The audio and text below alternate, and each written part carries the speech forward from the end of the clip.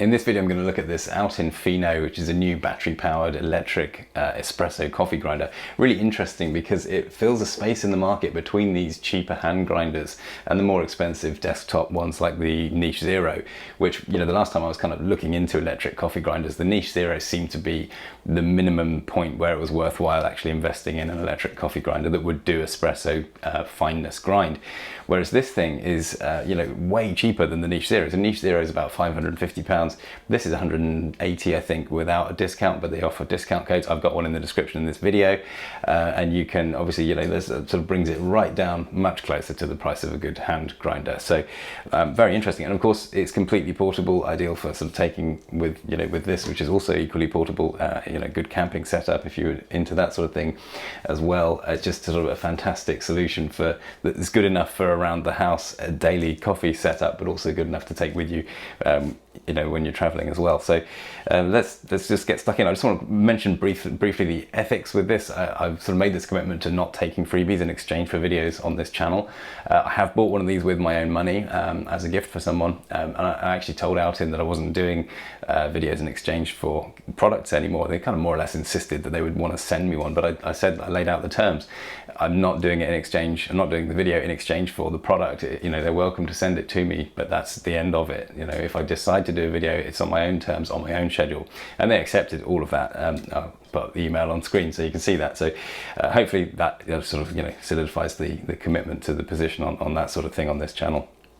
So I'm just going to run through the process of actually using this, and you can see in real time how fast it is and all of those kinds of things. I think that's where the interest comes into this, like, you know, compared to a desktop one that's faster, mains powered and so on, this is going to be a little bit slow. It's probably slower in fact than the manual grinder. So interesting to see that in reality. But obviously the main benefit of this is that there's no effort, and it has no problem doing two grinds sort of back to back for me as well. Obviously overheating is an issue with electric grinders, so I've had no issue with overheating doing two back to back. I don't know at what point it would want a bit of a longer gap to cool down between those, but basically our morning routine is one each, so I'll do two back to back and then we'll drink those, and then we'll go again and do another two. So for my wife and I, so I've got the 18 grams of beans here, which is what I use in the Basket Plus for the Outin Nano.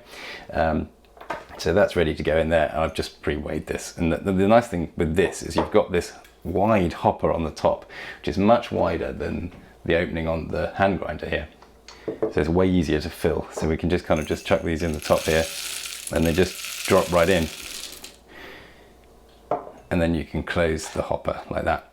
Now this is kind of the only slightly fiddly thing with this design. The hopper is a twist open and close here, but so is the adjuster. So obviously it's very easy just to adjust the grind when you close the hopper. It says on here, it's very important not to adjust this while you're grinding. So you do want to check that you've got the right setting before you start it. Don't just sort of start it after closing the hopper and then realize it's wrong and change it. Like, you know, there's kind of an issue there. Make sure it's right before you start it. Close the hopper to stop stuff flying out. It's got this little collector on the bottom, and that's stainless steel. There's the burr here. So we've got a proper conical burr set, stainless steel. They sort of list some hardness. I'm not sure on my stainless steels. You know, other people can put a comment on here to talk about the actual credentials of that stainless steel. But, you know, we know it's at least as good as the kind of burr set that you get in these. These are proven to do really good, uniform, fine grind as well. So I think, you know, there's no concern in my mind about the quality of the grind that's going to come out of this. So we'll just double click the button, and off it goes. While it's doing that, I'll just talk a little bit about battery life. So the standout feature of the Outin Nano is this insane battery life. If you only use it to brew and not to heat the water, which is obviously for a home setup with a kettle, we'll boil the water here, and then we just use this to pump rather than heat. It can actually heat as well, which is fantastic if you're, you know, camping or whatever. Amazing sort of unique feature in the market in terms of these portable brewers. But for normal home use, it's fine just to put boiling water in the top, double click the button to just pump, and it will last months like this. It's just insane how long it lasts between charges. And it's got both have got USB-C charging. The grinder, I'm having to charge it every kind of 3 or 4 days. So it's quite a different proposition to the battery life in this. Obviously we know how hard it is to grind the manual hand grinders. So it's obviously burning through a lot of power to get this done. But of course, yeah, the reality is it's sort of one of these workflow things. You can set this going, you can get your breakfast or whatever. So that's my routine.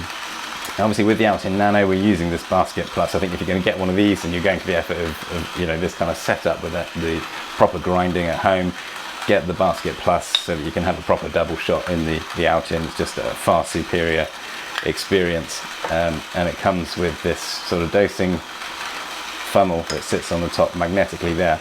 So this piece comes with the grinder, and we'll see once it's done that it will screw onto the top, and this then fits inside there, which is really nice. So it makes it obviously very easy to fill this. So kind of my main focus with this is all about the workflow, and I think a lot of people sort of see a setup like this and compare it to instant coffee and think actually workflow wise this is, you know, a huge hassle. There's so many things in the setup. It's actually not as bad as it looks. Once you get into the swing of it, it's quite simple. It's basically two products. The stand here is another must-have accessory. I think they're all sort of sold separately, but it works so well together. Being able to just leave this going into the cup. I haven't got a cup, let me get a cup. Just really helps the overall workflow. So that's there. And then this will go on the top of this. So I think when I measured the time to grind with this, it was about 50 seconds. I'm not quite sure what that is, but it's just done. So I think it's possibly slightly slower. But obviously, yeah, and then so what I would normally do now is get this one on the brew and then put another 18 grams in here ready for the grind. Now, I never had a problem with static with the hand grinder. That maybe the static thing is only an issue with electric grinders, but you will get a little bit of static sticking there. I think some people spray water in there to stop that. I haven't really experimented, but that's not really been an issue for me, just to blow that off or whatever once you're done.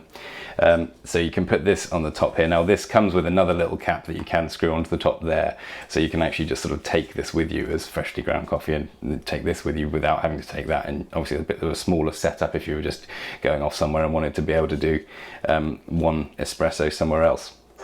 So we can pop that on there, and then you can just literally chuck that all in there, and that's ready for the next one.